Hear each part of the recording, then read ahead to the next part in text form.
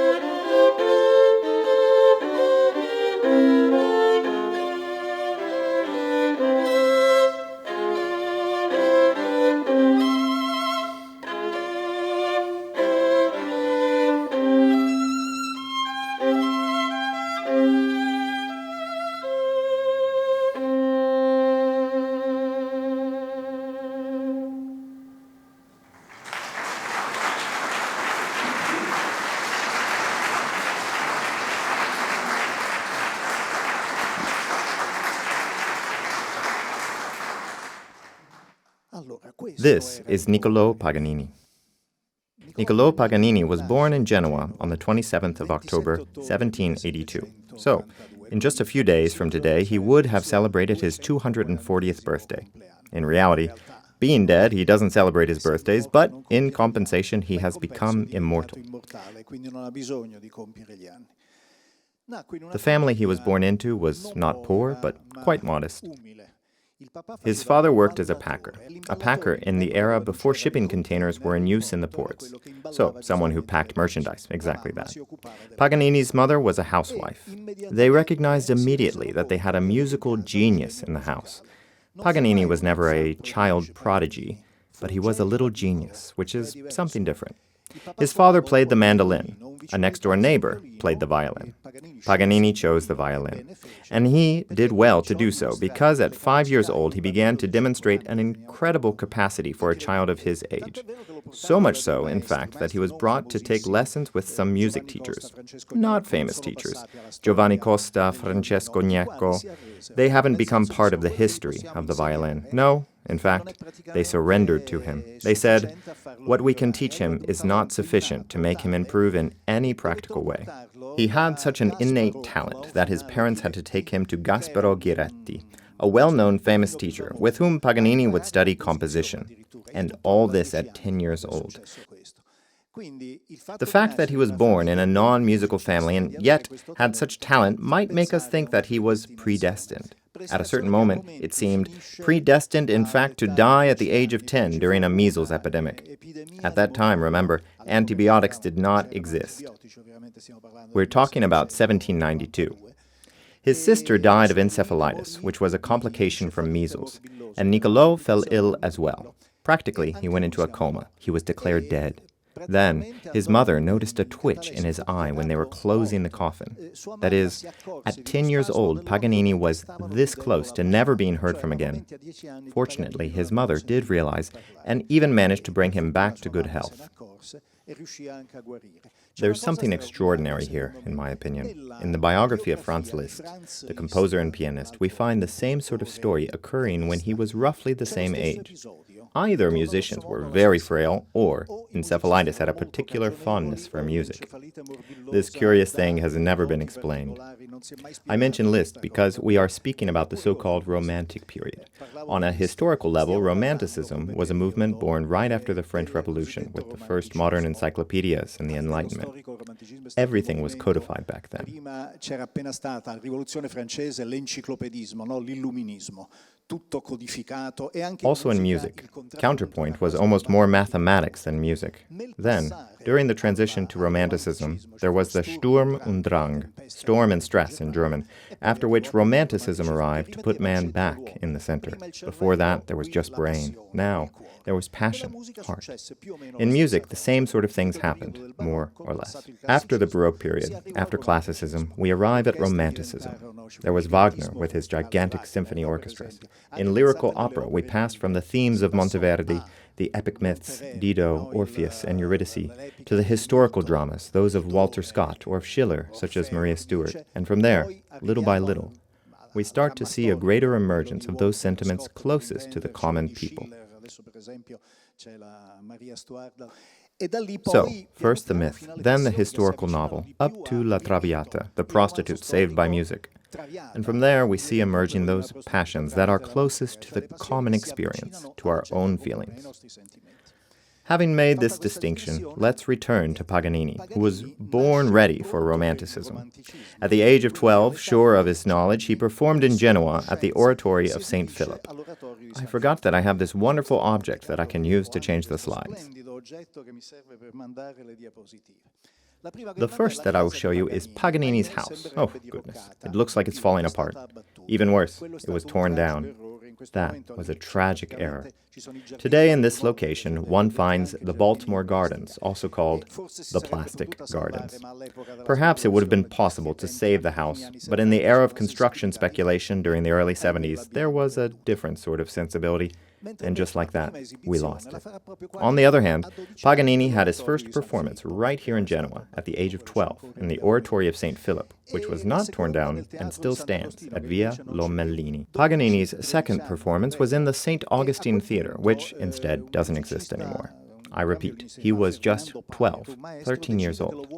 It was then that a musician, a violinist called Ferdinando Paer, a renowned maestro, decided that he wanted Paganini at Parma because he could not lose the opportunity to cultivate such a talent. With great sacrifice, Paganini's parents accompanied him to Parma, where, however, once again this problem of health returned, which will recur again throughout his life. He fell ill with pneumonia. Once again, he nearly died, and he was brought back to Genoa, or rather, to a house in the countryside of Romairone, a property owned by his mother. Romairone is a charming town that doesn't exist anymore. This time, no one tore it down. What you see at the bottom of this image is the metro. Behind that, there is a little settlement of houses. Romairone was on that hill there, and there, during that period of recovery, Paganini taught himself the violin, putting his passion to good use and doing what he had been unable to do before. Play, play, play. Among other things, in Parma, Paer had managed to procure a Guarneri del Gesù for Paganini to play.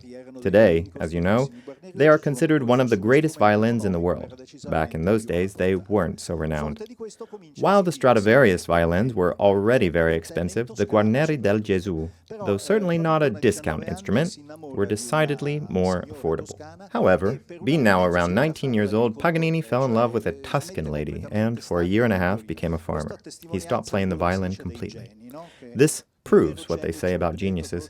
True genius, so says Benedetto Croce, is not systematic. There was never anyone less systematic than Niccolò Paganini. That's great evidence of his genius. Just imagine. He actually lost his Guarneri del Gesù in a game of cards. Then he rebought it because his relationship with this woman had ended, and he decided to go back to playing. He finally bought the famous Cannone of 1801, another Guarneri del Gesù that you see here in the hands of Francesca Dego, who also had the honor to play it. This violin, still today, is preserved at Palazzo Tursi and is still occasionally played. The last person to play it recently was Giuseppe Gibboni. Paganini went to work in Lucca thanks to the good offices of none other than Elisa Bonaparte, Napoleon's sister. Paganini played first violin for the Lucca orchestra. This woman in the photo is Elisa Bonaparte. So he got involved with an orchestra, something which up to that point, obviously, he hadn't yet managed to do. And he remained there for practically 5 years, until Elisa became the Grand Duchess of Tuscany. At that point, they transferred to Florence, but in Florence he was forced to leave because almost immediately he got into a relationship with a woman who was, unfortunately, married. Just like the lung diseases, also these relationships with married women would be a recurring theme in Paganini's life.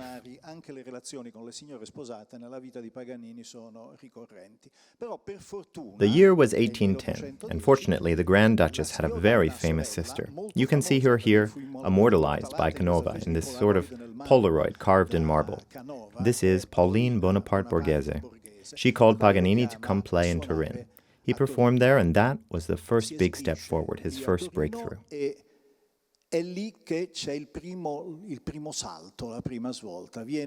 He was noticed by other musicians who understood that he had the right stuff, that he would become the first great soloist in the history of the violin, and the first great soloist in general. Now, mind you, it's not the case that the violin was born with Paganini. There was already Viotti, Arcangelo Corelli. There were schools of violin. For the first time, however, the listener's attention was focused on Paganini rather than the instrument he played. Ma per la prima volta Paganini accentra su di sé, oltre che sullo strumento, l'attenzione di chi ascolta. When we see a violinist perform, just as we saw Pushkarenko perform moments ago, it's normal to see someone who plays standing up, alone, a soloist, a virtuoso. In the days of Paganini, it did not work like that. The violinists played sitting, often on the sidelines. Paganini brought new technical innovations to the instrument, as we will see in a moment. And from then on, just as how when we speak about the piano, we speak about Chopin, when we speak about the violin, we speak about Paganini. And that's the case not just in Genoa, but in the whole world. And now we have arrived at the end of the 1810s. Paganini went to Milan and performed at La Scala. As you can see in this painting by Inganni, La Scala does not have a public square in front of it. It's practically in an alleyway. Back then, the overall structure of the theater building was already roughly the same as it is currently. Paganini was scheduled to hold a concert at the Dal Verme Theater, but he had so much success that he was relocated to La Scala, where he would do 37 consecutive performances, and he reached all that success without modern publicity. It was truly just thanks to word of mouth about this man's unbelievable skill, and from that moment on, his life would change, and we'll see how.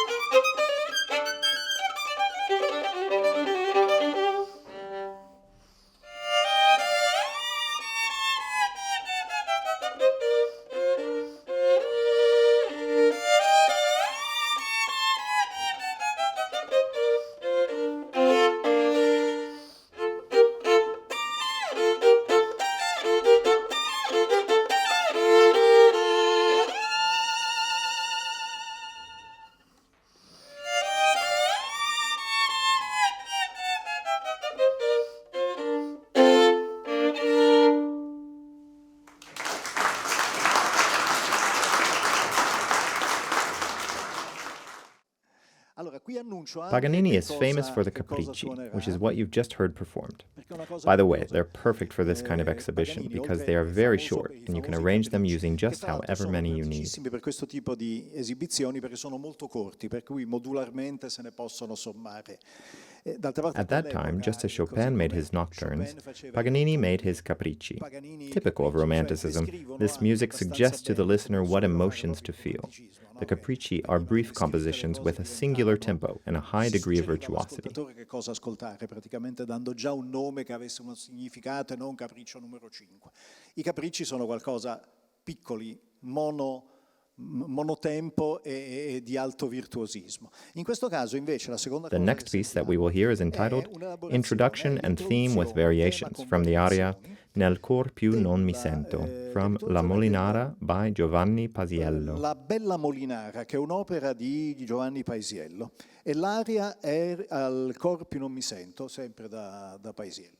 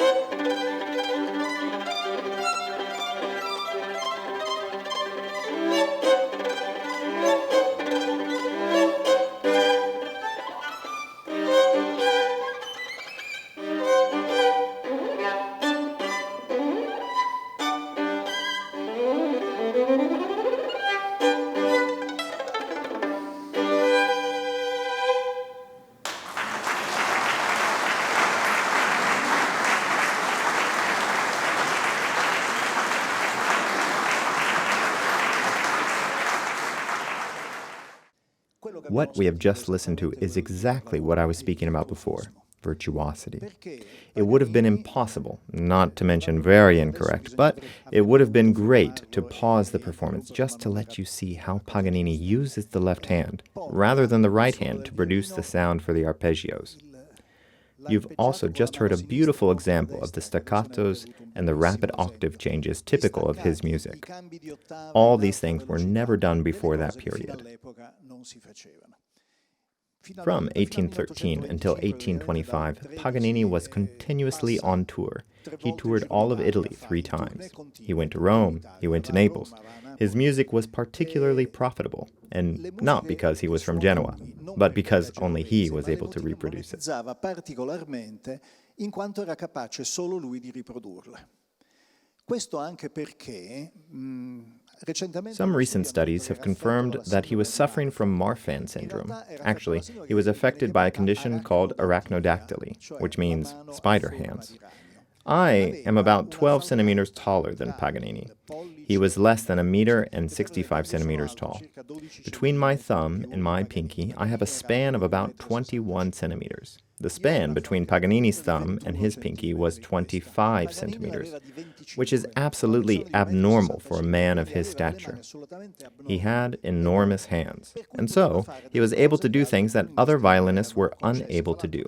Moreover, Marfan syndrome affects the ligaments, so he could wrap his whole hands around the violin.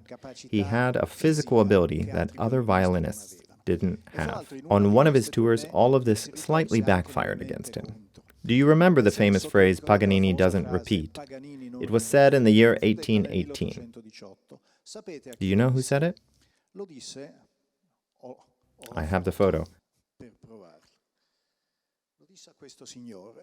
No, this is Paganini at that time, a 30-year-old Paganini, rather handsome still. Instead, this gentleman, with a slightly grim look, is our landlord. He is Charles Felix of Savoy. This theater is named after him. After a particularly successful concert at the Carignano Theater in Turin, Charles Felix asked Paganini to repeat what he had played. Paganini responded in perhaps an unkind way. Between the two of them, neither of them had marvelous personalities, neither Paganini nor Charles Felix. But Paganini was not able to repeat what he had played because almost half of it was improvised. Considering this, we might place him as a precursor to jazz, where the moment of composition coincides with the moment of performance. It would probably not have been possible for Paganini to repeat his performance. If he had said so in a more polite way, he may not have been kicked out of the Kingdom of Sardinia for 2 years. As it happened, this was indeed his compensation for the rude reply to Charles Felix of Savoy. By the way, a little digression on the sheet music of Paganini. Since he improvised a lot, he had very little sheet music. Then, if he brought some along with him, he would lose it. After his death, his son Achilles attempted to sell the scores that were still complete and together. He didn't manage, and in the end, they wound up dispersed in several private collections. The recovery of these scores was incredibly difficult.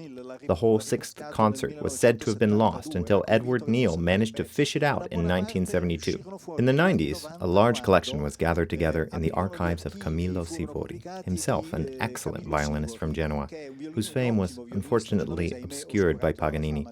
Yet the room opposite to this one is dedicated to him. 23 scores were found that had been previously considered lost. The complete catalog of all the sheet music was compiled by 2 very good musicologists, Maria Rosa Moretti and Anna Sorrento. The scores are in fact marked with the initials MS, which comes from the musicologist's last names, just as Mozart's catalog is marked with a K for Kürgel.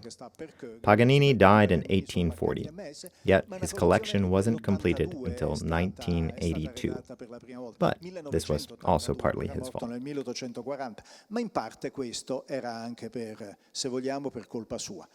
In 1827, during one of his tours, Paganini had a son born in Palermo. Paganini was never married, but, as we mentioned, he favored relationships that were short and undemanding. The boy's mother was a singer, a woman named Bianchi, described in Paganini's letters as a mediocre singer, and then never mentioned again. Evidently, she was not the love of his life. Nonetheless, the son remained with his father. It cost Paganini 2,000 ducats to take the boy away from his mother. While he wasn't exactly his father's health and joy in his old age, because Paganini never reached an old age, the son did accompany his father until the end of his life. From 1827 on, two things happened to Paganini. The first, he got sick. He contracted syphilis, which was a very widespread disease of that time, especially among artists. Donizetti, for example, died of syphilis.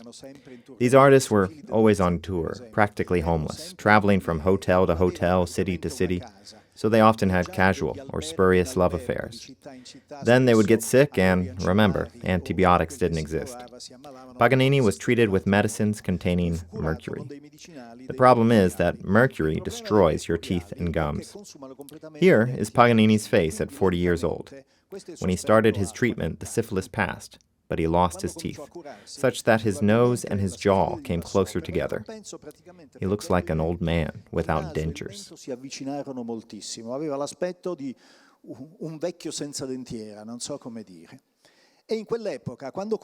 The second thing was that he started to tour abroad. From that time on, he performed all over, first in Prague, then in Paris, then in London. A kind of Paganini mania broke out.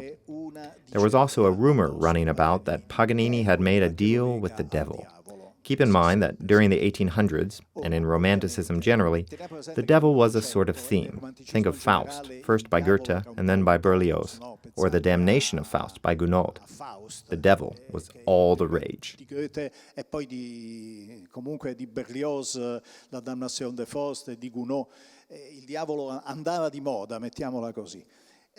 When you can't readily explain a self-taught musical genius like Paganini, you have to invent something. These days, people often invent little jinxes. You can ruin someone if you say they bring bad vibes. They give off bad energy. There are, unfortunately, many full-blown, famous cases, especially among musicians, of such ruination. Because it's not something you can defend yourself against. What can you say? That you bring good luck? It can't be proven. Those days, instead, they would say, he made a deal with the devil. The rumor seems to have started in London. During one of his performances, there was a blind man in the music hall who asked his companion, "How many people are playing?" The response? "Just one." "It must be the devil then," he said. But it wasn't the devil. It was just good old Paganini. Instead of stomping down these kinds of rumors, he decided to adopt them and make them profitable. You see, no matter what, he still had Genoa in his DNA. He decided to cultivate this sulfuric persona. He began dressing in all black. He practically invented the dark sunglasses look. He had a pair of round glasses that he had smoked, and with those he looked very pale indeed. I admit that I am describing someone who seems positively cursed, but in reality he presented himself like that. He looked like a skeleton on stage, pale, sickly, thin. And yet he played with this incredible ability. It was then that he put Tartini's The Devil's Trill Sonata into his repertoire, for example. Suddenly, he had become Paganini Rockstar, just as an exhibition from a couple years ago was titled. I don't really agree with the fact of him being a rock star. Surely he was the first to invent this character of the embittered soloist, but I would compare him more with Caravaggio. I mean, the rock stars arrived later, but rock music already existed, invented when Jimi Hendrix bit his guitar while performing. Paganini instead invented something totally new, like Caravaggio. Out of the blue and golden skies of the previous era's religious paintings, Caravaggio burst forth with his black backgrounds and disquieting figures who emerge from the darkness. Paganini invented a new way to make art, exactly like Caravaggio. Paganini started to cultivate this demonic persona with a sort of marketing campaign. He realized that during his performances, the women went absolutely crazy, regardless of the fact that well, this is a drawing of him from that period. You see how carved out his face had become, what he had been reduced to. He wasn't exactly an Alain Delon in his prime. Paganini started to practice little showmanship tricks. He had a ring with a sharp little spike on it that he would use to cut the violin strings during his performances. He would cut them one by one, such that he was left first with 3 strings, then 2, then just the G, and he would finish the show on that single string. It was a show of virtuosity that was practically a special effect, because in the end he was cutting the strings on purpose. He began to feed absurd rumors. Well, they fed themselves in reality, but he did nothing to discredit them. There was a rumor that he was a serial killer, that his strings were made from the guts of his victims. So, to say, things that were totally incomprehensible and without logic. But he never denied anything. This culture of virtuosity, the possessed performer, the soloist at any cost, was his characteristic trademark until around 1835. That was the year that he became the most famous musician in the world, and the most paid as well, after some performances in Paris and London. He always had a strange relationship with money. He earned a lot and spent all of it. In that year, however, an even worse disease started to take hold of him. After the assault on his teeth, necrosis of the jaw began to set in. In due time, he could no longer speak. He had to express himself to his son by writing little notes, and in fact, some of these notes are still preserved. Eventually, he could no longer perform either. His last 5 years were really the beginning of the end. This demonic persona he had cultivated nonetheless earned him some extra bit of trouble post-mortem. He died in Nice in 1840, and he was denied a proper burial on hallowed grounds. Here begins a rather grotesque story, but it would almost be funny if it weren't so sad. We could say it was even diabolical, completely in keeping with his character. Paganini's son had no idea what to do. He had his father's body embalmed, but he had no idea where to keep it, so he stored it in the cellar of the house in Nice, alongside the cured meats. Thus was the body of the greatest musician in the world reduced to a mummy in a cellar. And then, after those attempts to sell the sheet music, Paganini's body was actually put on display at some fairs, the mummy of Paganini. On one hand, it's absolutely horrifying, but on the other, it's just totally absurd. This went on until finally, in Gaione, a place where Paganini had once bought a house, it was agreed that they would keep his body in their cemetery. In the end, Parma stepped forward to take his corpse for good. This is a cartoon from that period. You can see Paganini is plain, but his shadow has devil horns. This is Paganini's tomb. Paganini was not buried in Genoa. He was buried in Parma. Moreover, I noticed that it's missing a letter C there. I'm just noticing it now. His name was Niccolò Paganini. The Villetta Cemetery in Parma accepted him, and that's his tomb. That's where he finished his days. However, Paganini remained deeply Genoese. So much so that in his will he didn't write so much about money. Well, he didn't have so much money to leave. Rather, the only wish he truly expressed was that his canone, that is, his violin, would be left in Genoa. He wanted it preserved so that it could still be played. And this is a thought that causes me to reflect a bit. After such a turbulent, troubled life, the greatest musician in the world still kept a special place in his heart for his city. In reality, he lived here for only a short time, but what he left to us is probably the most precious object a musician can leave behind. That is, of course, his instrument. And with this, I take my leave of you, and I thank you all. I leave you now with this finale, entirely of music, performed by Alexander Pushkarenko. Thank you.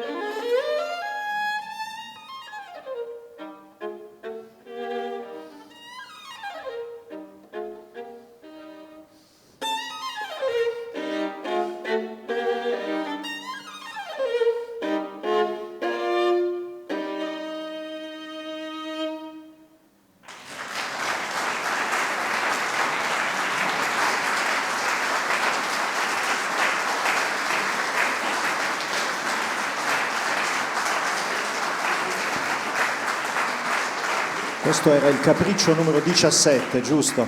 Però non possiamo farci mancare il marchio di fabbrica di Niccolò Paganini, che è il capriccio numero 24, immagino.